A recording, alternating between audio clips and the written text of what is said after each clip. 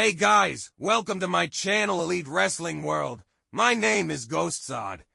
Thank you guys for joining me right here on AEW Dynamite post-show review. Dynamite was a very good show tonight. We are 1 week away from All In pay-per-view, which is going to be a fantastic event. It's Wednesday night and you know what that means. We start off with Shida versus Mercedes AEW TBS Championship. Moan with a shove and a taunt. Camille runs interference. Referee catches it. Shida blasts Camille with the kendo stick. Referee distracted trying to take it away and Camille lands a big boot. Mercedes wins with Moan Maker, retaining the TBS Championship. Post-match, DMD's music plays and Camille goes to the ramp to intercept her. Britt Baker comes through the crowd and blindsides Mercedes.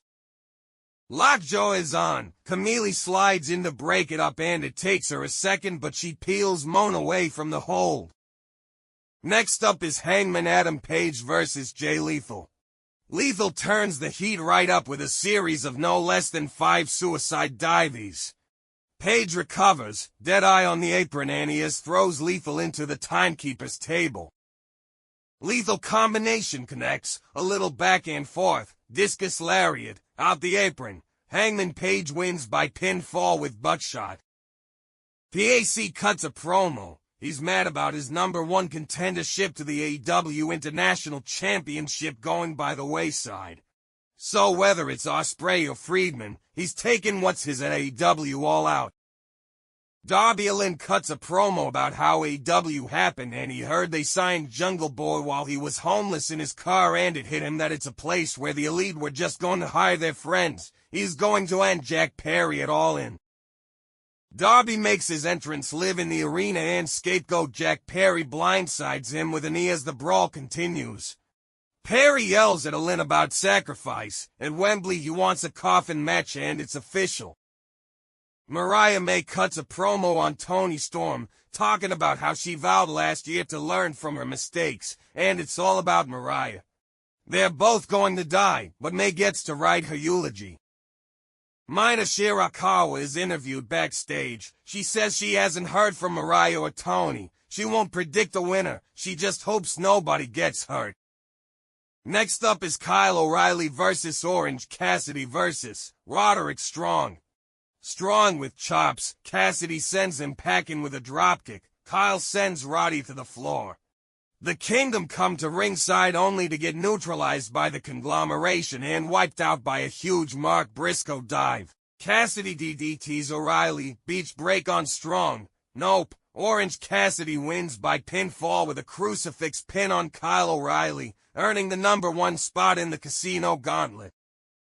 Renee moderates a face-to-face between Claudio and Okada. Claudio says he felt like the Continental Championship was his to lose and he's going to bring the gold home. Okada says he's the greatest tournament wrestler of all time, and he'll respect him when he wins in Cardiff. He leaves and Claudio says he doesn't want the Elite lackey, he wants the Rainmaker, the guy who won for G1 South, and in Wales Okada will have 99 problems and this is one. Back from commercial, the Patriarchy are interviewed by Renee. Christian Cage says he called the #1 contenders match on Collision. House of Black and Bang Bang Gang couldn't answer the 10 count. Nick Wayne is going to hurt Kip Sabian. He takes the mic and tells Renee to leave and says the Patriarchy are the faces of TBS now and forever. Tony introducing Hook. Hook admits he can't see out of his left eye and tells Chris Jericho that he can see fine out of his right eye. Enter the learning tree. Chris tells Hook he's not getting his fight tonight, but it'll be worth his time at Wembley. Hook says after Wembley Stadium, he'll never ever be the same again. Next up is the Acclaimed versus Young Bucks AEW World Tag Team Championship match.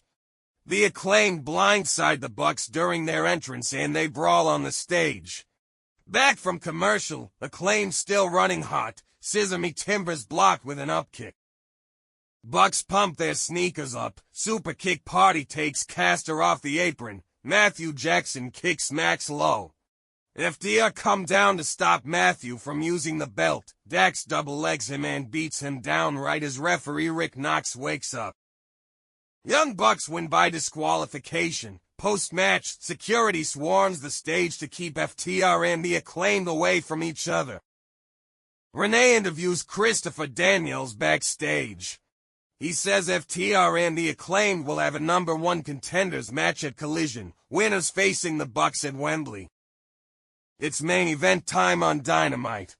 Shane Swerve Strickland versus Wheeler Yuta. Strickland right out the gates with a big boot, throwing Yuta out on the floor, Strickland with a submission.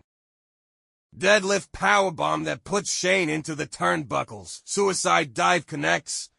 Back inside, dive caught. Swerve puts Yuta into a label lock. JML driver blocked. Overhead elbows from Yuta. Seatbelt pin, only 2. Kick to the midsection. House call connects. Yuta defiant, but Swerve lays him out with a second. Shane Strickland wins by referee stoppage. Post-match, Danielson rushes the ring to save Yuta. Swerve gets on the mic and says last week he said he'd show us why he's the most dangerous man in AEW, and what he did to Wheeler was just a taste of what he's doing to Bryan at Wembley. He's going to force him to retire by crippling him.